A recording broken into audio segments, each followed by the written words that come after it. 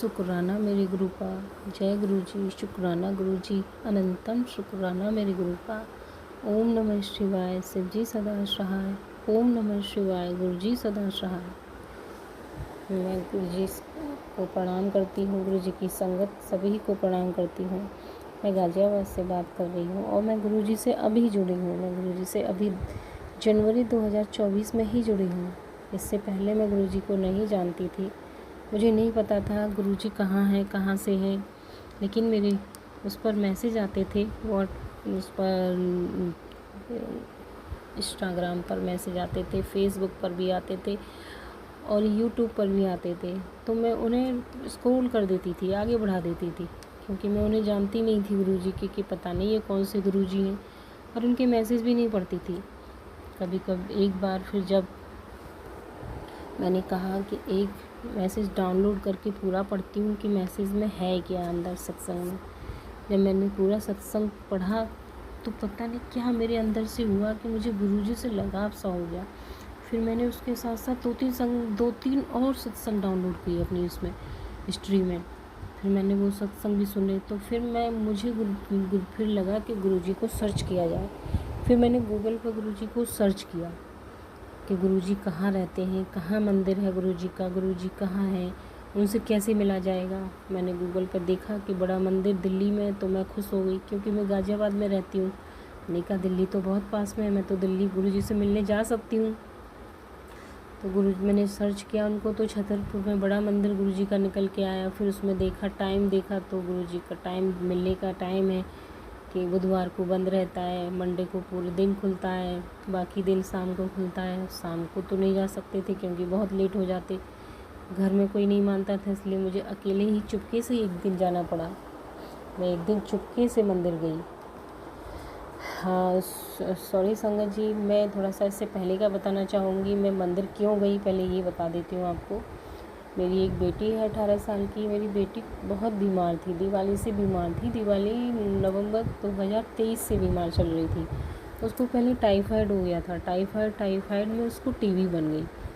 फिर जनवरी 2024 में लास्ट में जब मैंने उसके सारे चेकअप कराए तो उसको टीबी बताया डॉक्टर ने, और टीबी भी उसकी लास्ट स्टेज पे चल रही थी। वो टाइफाइड में मुझे पता नहीं चल पाया, इस वजह से उसकी टीबी काफ़ी बढ़ गई थी और उसको बहुत दिक्कत हो रही थी सांस लेने में।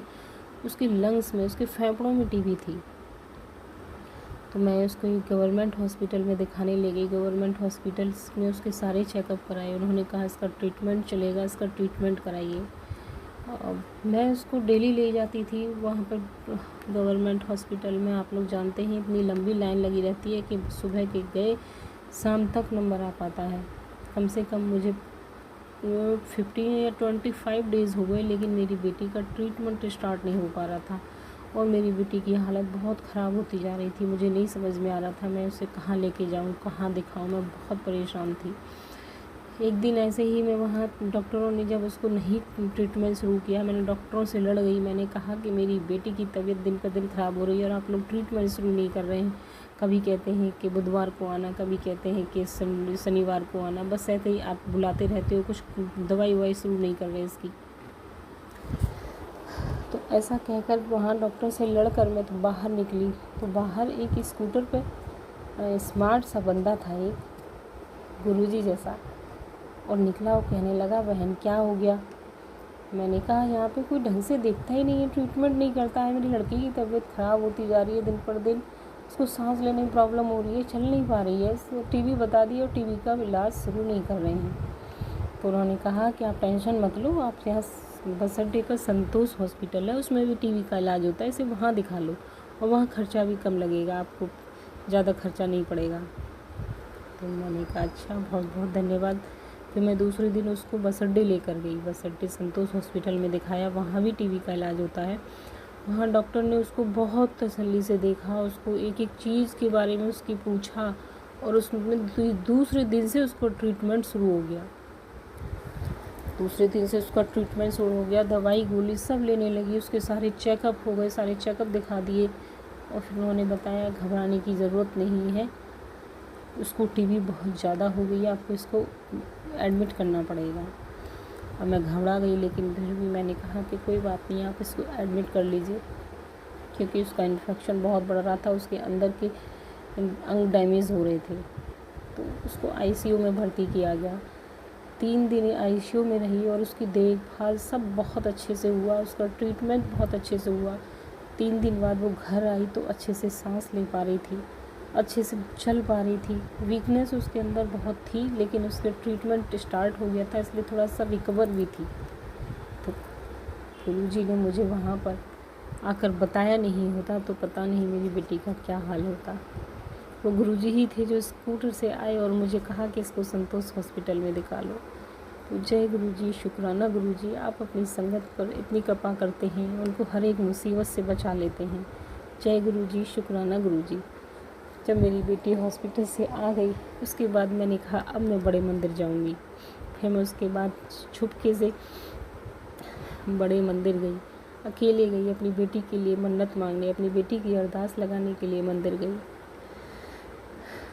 वहाँ मुझे नहीं पता था कैसे कैसे जाना है, मैं सब गूगल पर सर्च करते करते चली गई। वहाँ पर मुझे रास्ते में एक आंटी जी मिली जो कि गुरुजी की ही संगत थी। उन आंटी जी से मैंने कहा मैं पहली बार आई हूँ आंटी जी, मुझे नहीं पता है कैसे कैसे यहाँ मंदिर में जाना है, क्या से क्या होता है। तो आंटी जी ने कहा चिंता ना मत कर, मैं हूँ ना, तू मेरे साथ साथ चल, जैसे मैं करूँ वैसे ही करती रहो। मैंने कहा ठीक है। मैं उन आंटी जी के साथ कर चल ली, उन आंटी जी के साथ साथ पूरे में रही। उन्होंने जल प्रसाद लिया, मैंने भी जल प्रसाद लिया। उन्होंने ब्रेड पकौड़ा प्रसाद लिया, चाय प्रसाद लिया, मैंने भी लिया। उसके बाद हम लोग बाहर निकले। फिर आंटी जी ने कहा चल मैं तुझे उस पर छोड़ देती हूँ, मेट्रो पर। तो मैंने कहा ठीक है आंटी जी। तो मैं और आंटी जी दोनों रास्ते में एक ऑटो में बैठे हुए थे। फिर मैंने कहा आंटी जी मुझे अपनी बेटी के लिए एक लॉकेट स्वरूप चाहिए था गुरुजी का, और मुझे एक स्वरूप भी चाहिए था क्योंकि मेरी बेटी की तबीयत बहुत ख़राब है। और आंटी जी ने कहा सच्चे मन से अरदास लगा ले, तेरी बेटी को कुछ नहीं होगा। फिर उन्होंने कहा आप स्वरूप खरीदते नहीं है, स्वरूप तुझे पहले बताना चाहिए था, मंदिर से मिलता है, अगली बार आएगी तब लेके जाना। तो मैंने कहा ठीक है।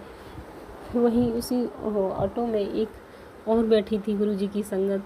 तो वो पूछने लगी कि आप लोग कहाँ से आए हैं, कैसे आए हैं, अपना परिचय दिया, हमने भी अपना परिचय दिया। तो आंटी जी ने बताया कि इसकी बेटी की तबीयत ख़राब है और उसको लॉकेट स्वरूप चाहिए था। तो वो सामने जो बैठी थी गुरुजी की संगत, उन्होंने कहा मेरे पास एक लॉकेट स्वरूप है, आप ले जाइए उसे, आप अपनी बेटी को पहना दीजिएगा। शुक्राना गुरुजी, अनंतम शुक्राना। मेरी तो खुशी का कोई ठिकाना ही नहीं रहा। गुरुजी अपनी मन की भी इच्छा सुन लेते हैं और मेरी बेटी के लिए एक लॉकेट स्वरूप दिया। उस लॉकेट स्वरूप को लाके मैंने गुरुजी की अपनी बेटी को पहनाया लाल धागे में। आंटी जी ने कहा कि इसको लाल धागे में पहनाना और इतना लंबा करना कि उसके लंग्स तक आ पाए, जिससे कि उसके लंग्स ठीक हो पाए, लंग्स ठीक हो पाए। ठीक है। फिर मैंने वहाँ से हम लोग चल दिए। फिर उसके बाद आंटी जी को राजीव चौक जाना था और मुझे यहाँ गाज़ियाबाद आना था। तो आंटी जी के साथ मैंने टिकट ली, आंटी जी ने भी टिकट ली, और जिस मेट्रो से जाना था वो मुझे भी जाना था और उसी मेट्रो से आंटी जी को भी जाना था, क्योंकि वो राजीव चौक होते हुए जाती थी गाज़ियाबाद के लिए। और मुझे उस ट्रेन में बिठा के आंटी जी कहती है तू जा, मैं बाद में आऊँगी। मैंने कहा आंटी जी आप भी चलिए। कि नहीं मैं दूसरी गाड़ी से आऊँगी, तू जा, यही ट्रेन जाएगी, ये गाज़ियाबाद के लिए है। तो मैंने कहा ठीक है। मैं चली गई, उनको बाय करके मैंने देखा कि वो प्लेटफॉर्म पर ही खड़ी थी, मेट्रो चली गई। उसके बाद फिर मैंने सोचा, मैंने कहा मेट्रो तो ये वाली भी राजीव चौक जाती है, तो आंटी जी आई क्यों नहीं।